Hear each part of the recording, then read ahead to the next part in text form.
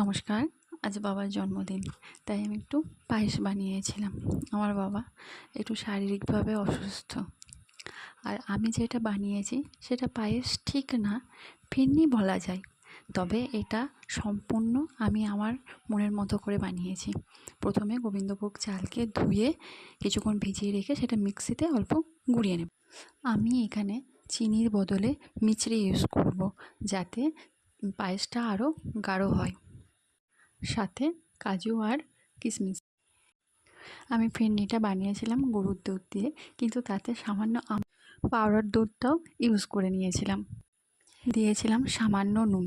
তবে এটার স্বাদ আরও বেশি ভালো হয় যদি এই কাজু কিশমিশ আর এই চালটা যদি ঘিয়ে একটু ভেজে নেওয়া হয়, কিন্তু আমি তো এটা বাবার জন্য বানিয়েছিলাম, তাই ঘিটা ব্যবহার করিনি। যতটা পেরেছি সিম্পলভাবে বানানোর চেষ্টা করেছি।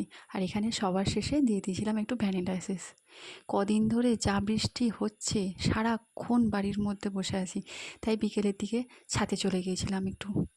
আর এই যে ছাদের সাইডে বসে বসে এই দৃশ্য দেখছিলাম, বৃষ্টি পড়ছে। চলো আজ আসি, দেখা হবে অন্য একদিন। আজকের মতো টাটা।